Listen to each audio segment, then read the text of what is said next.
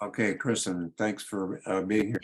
I will introduce you and I'll try to keep it short, okay, if I can, but there's so much I could say about you. I've looked it up and it's amazing. You grew up in Chicago. Mhm. You graduated from law school at the Northwestern. You have worked for the EPA.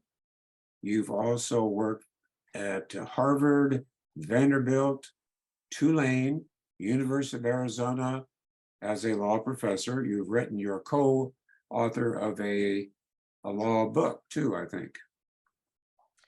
Yes, a law textbook. Yes. Law textbook, right. You have been in the Arizona House and the Arizona Senate. You're now on leave running for CD6 US House. Your focus basically is on, or has been on, climate change and immigration, asylum reform, plus a lot of other things. So, Kirsten, you're here to speak with us, so go ahead and talk, and we will have questions for you. So say whatever you would like to say. Thanks for being here. Okay, thank you all very much. And I apologize for this slightly unusual way of engaging in the Zoom. We are right now, I'm here with one of the Engel staff members, Ali Padilla, and she's driving. And we have just been at the meeting of the NAACP candidate forum here in Sierra Vista. So we're just leaving now. So thank you so much for having me. And yes, that's a great compilation of my resume.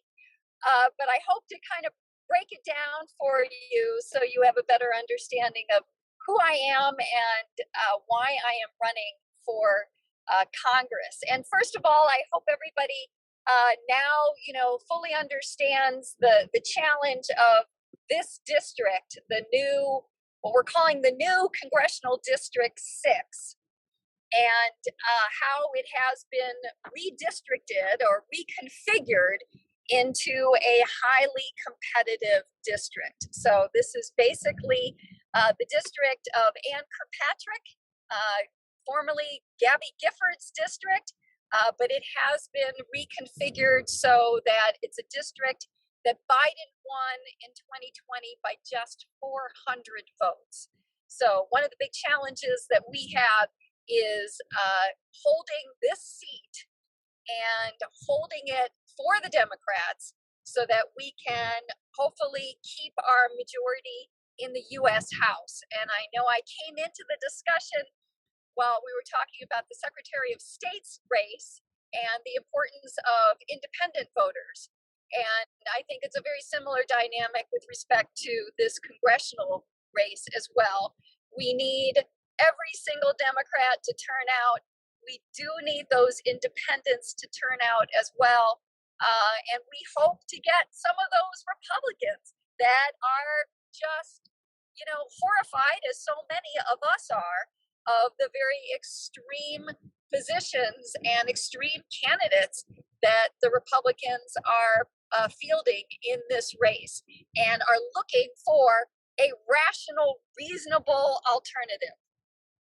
So what I often say is, whether or not we can hold the U.S. House may come down to, whether or not I'm able to win this seat. And, it's a choice between, potentially having Kevin McCarthy as our Speaker of the House. If the Republicans win, they'll disband the January 6th commission. They'll impeach Biden. They're likely to try to pass a national abortion ban. Or if I'm able to win, we can, protect reproductive health care rights. We can continue to work for people and families here in Arizona, working on issues from education to climate change to water to protecting Social Security and Medicare and so many other high priorities. So not a small challenge here that we have to be successful at. In terms of my background, I did grow up in Chicago and grew up on the north and south side of the city. I'm the daughter of two teachers. My mother was a elementary and middle school English and art teacher, and I remember many long evenings while she's there grading papers.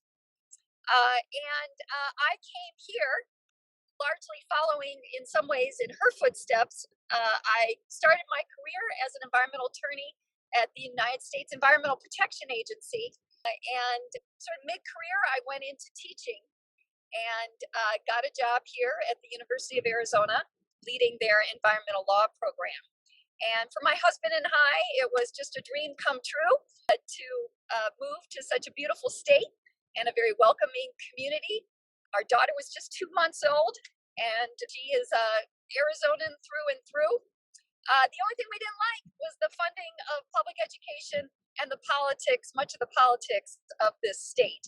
And when I got involved in our public school, I saw front and center how we were underfunding our K through 12, and I was increasingly seeing it as a university professor.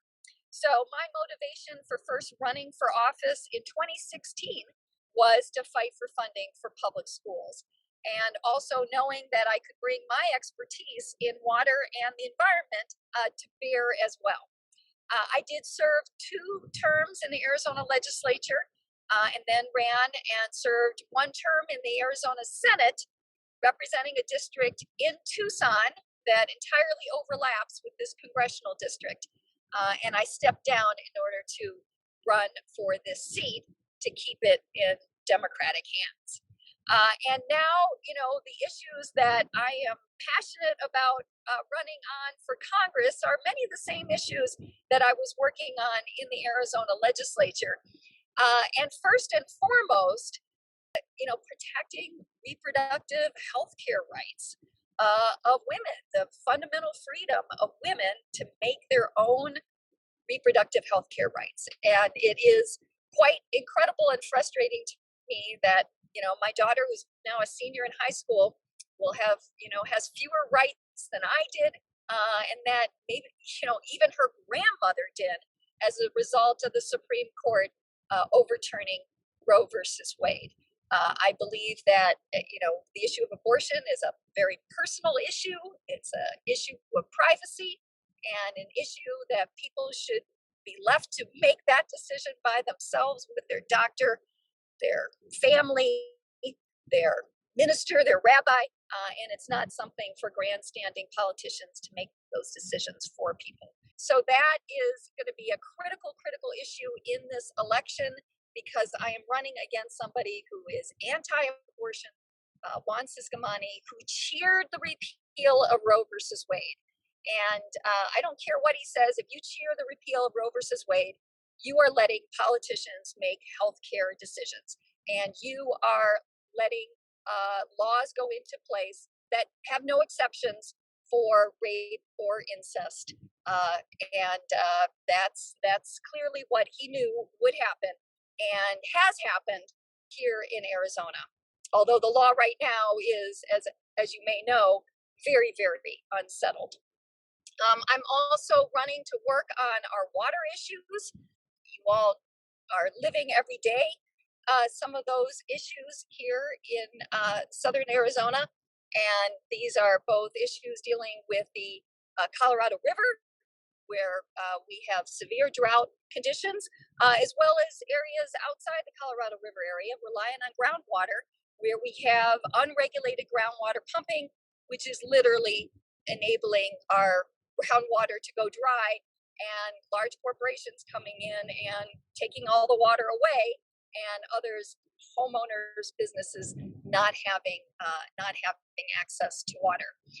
So this is a critical issue for our future. There's so many things that we could be doing much better in this area, from conserving our water, reusing our water, storing our water, using better technology on our farms and ranches to use water more efficiently. And this is something very much we need the federal government's engagement in. Climate change has been an issue that I've worked on professionally. I'm a big champion of what state and local governments can do to address climate change. And I'm very excited that finally the federal government is getting involved here. And we know the impacts of climate change are so potentially severe for Arizona, from drought, wildfires, extreme heat. And yet, this is working on climate change and mitigating it is a great economic opportunity for us. Green energy jobs are a growing area, and we've got the climate, we've got the know-how, we've got the workers that are ready to take those jobs in those industries. Many other issues, from protecting our voting rights so that voters, the people, decide elections and not politicians.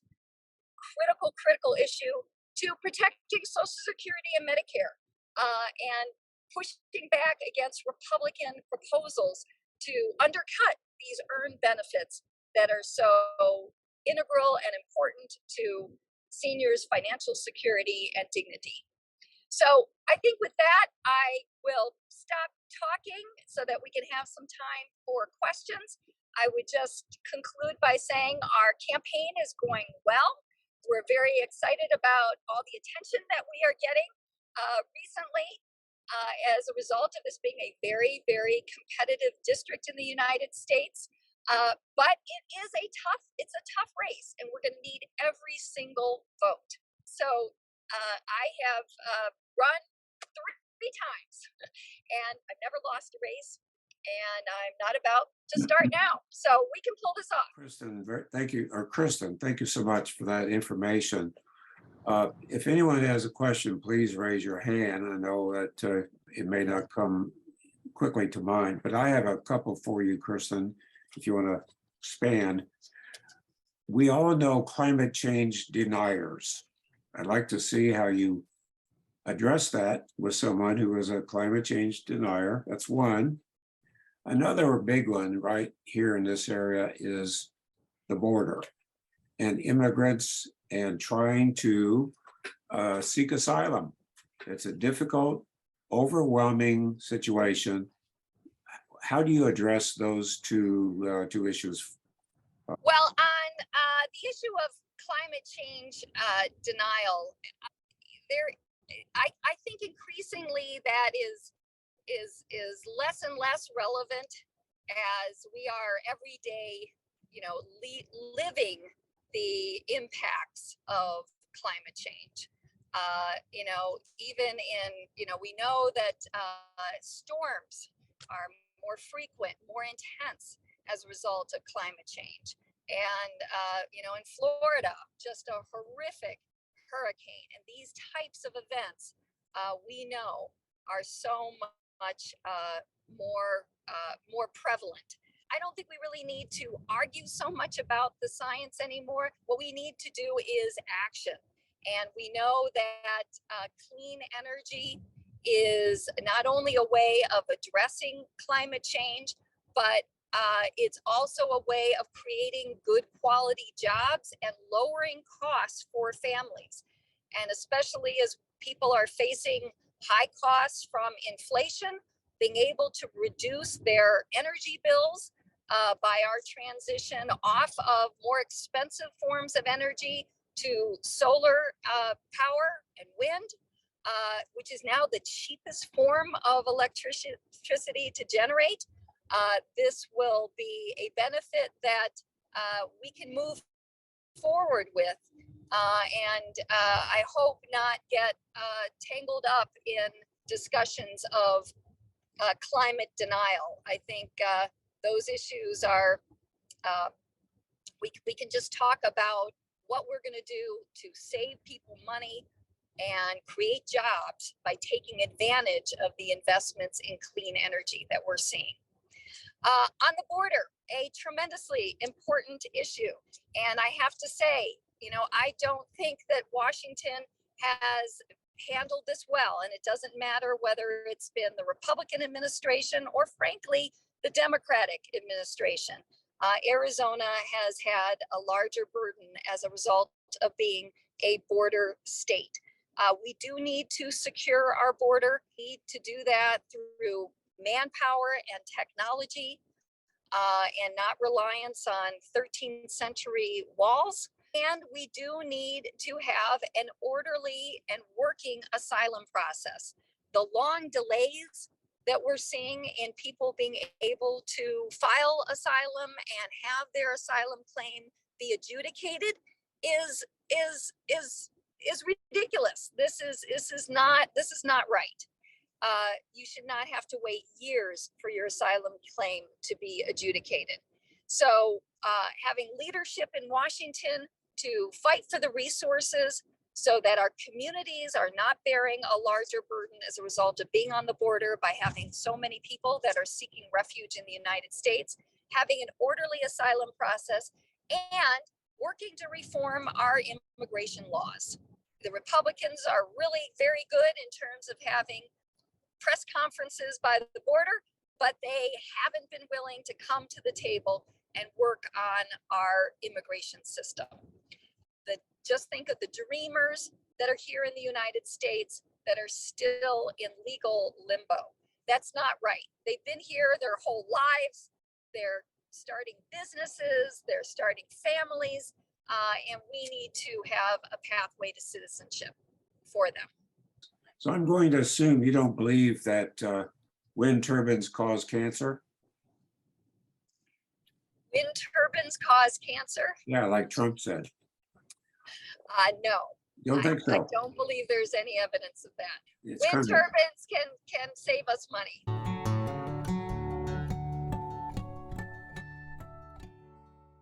How would you try to help address the voting irregularities and make it so that everybody's vote counts?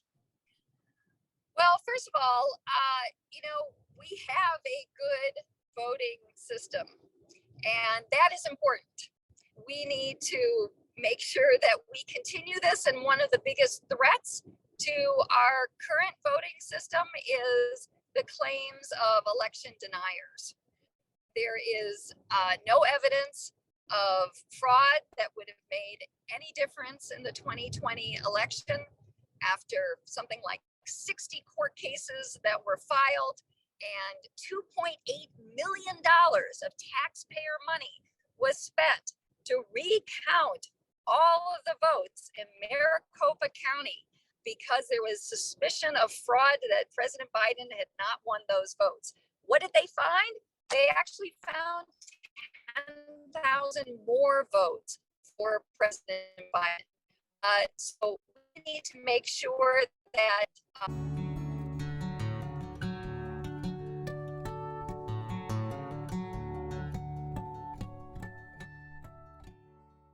of these election deniers.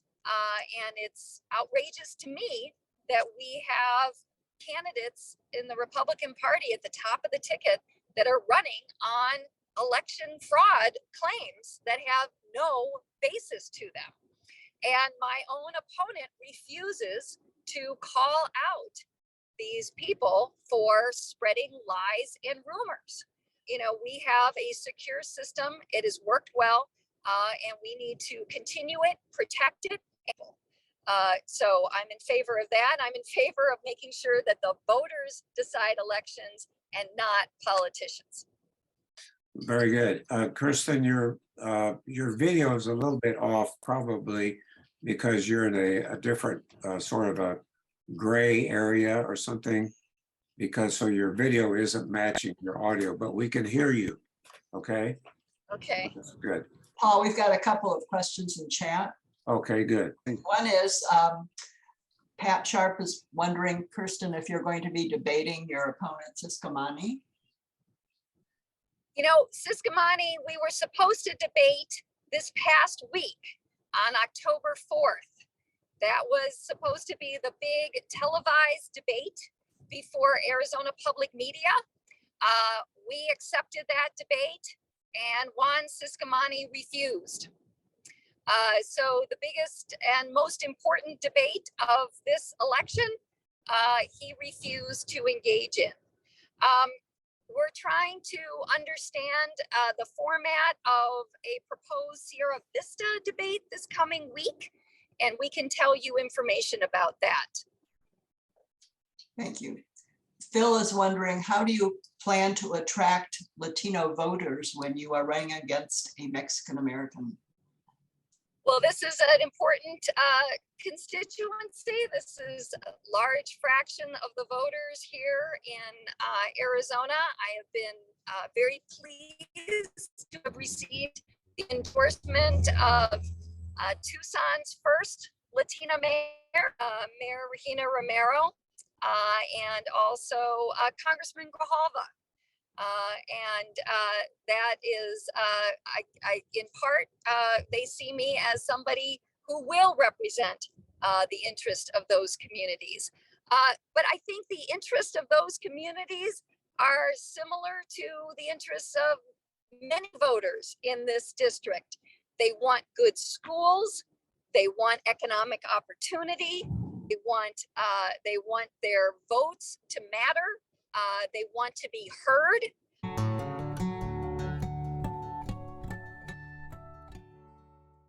Yeah, could you repeat the last part of what you said because it wasn't clear?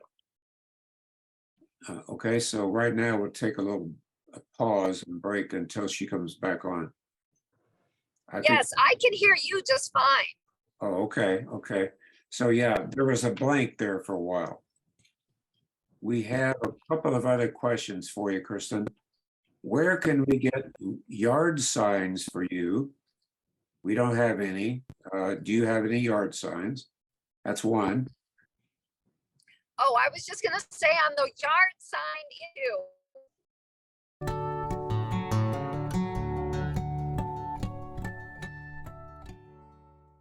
Which is 5557 East Grant Road. 5557 East Grant. What's the name of the office? It's my campaign office, Okay. Engel for Arizona. Okay, 5557 East Grant Road.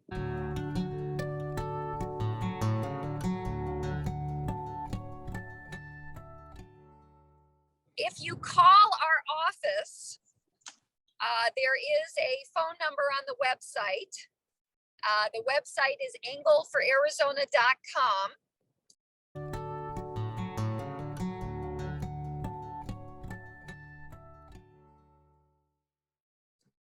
And you can order a sign or ask for a sign, and we can maybe figure out a way the next time we're in your area, we can bring some signs to your headquarters. Oh, good, good. All right, we'll do that. We'll be in contact. There's a chat, and then Henny has a question. The chat question is, has your opponent figured out where he was born? He said it was Arizona in July, and his ads now claims that he is an immigrant. My understanding is that he is an immigrant. Oh, is he? But that is what I have heard him say. Okay. The truth will come out eventually. Great. Henny, do you have a question? I do, thank you. I'm wondering what your views are on mining in the Santa Ritas. Well, I'm not a fan of the Rosemont mine. I think that, one of the issues we have is the issue of water. And we have something of a competition in our economy for, recreational places and wild places that are important to our ecosystem and natural environment and recreation. So certain mining proposals, which do not seem consistent with the objectives of safeguarding our water and using it wisely, and making sure that we can continue to have that beautiful ecosystem and tourism and recreational opportunities, I have real concerns about. So much of the Santa Rita mining is a bit tied up in some important court cases right now. We'll see what ultimately happens on those. Thank you. Kirsten, do you have anything you'd like to say to sort of as a wrap up? You can say whatever you like. Okay, so what would you like to finish with? Okay, well, I just want to thank you all for being here and thank you for your questions. I just want to reiterate that this is an important, very important race. And I think it really is an important time in the people rising up and saying, we don't want extremist politicians that are taking away our rights to vote, taking away our control over healthcare, taking away our access to free and quality public education by, privatizing it, allowing the public schools to essentially be privatized by funding private schools through things like voucher programs. This is a time for the voters to say, no, we are in charge. And what is important to us is our health care, our ability to make our own healthcare decisions, protecting our environment for our future, and making sure that we work on a bright and prosperous future that is consistent with the fragile and beautiful environment that we live in and the limitations of the natural resources that we rely on, such as water. So it's a very, very important race locally because of those issues, but also, of course, nationally because of the importance of keeping that Democratic majority, which is dedicated to this very vision of what we need to do to really renew the American dream for our next generation. All right. Well, thank you, Kirsten. It was certainly very impressive. And if we had all members of Congress like you, we'd be better off. So you did a fine job, and thank you for being on our program today. Well, thank you very much for having me, and I hope it works out if the audio is sufficient quality, and if there's anything we need to retape or there's another opportunity for me to jump on with all of you, I'd be happy to do so. Thank you for accommodating my schedule here so that I could be at more than one event here this afternoon. All right. Well, appreciate your time. Thank you so much. Thank you. That's it. Thank you. Bye-bye.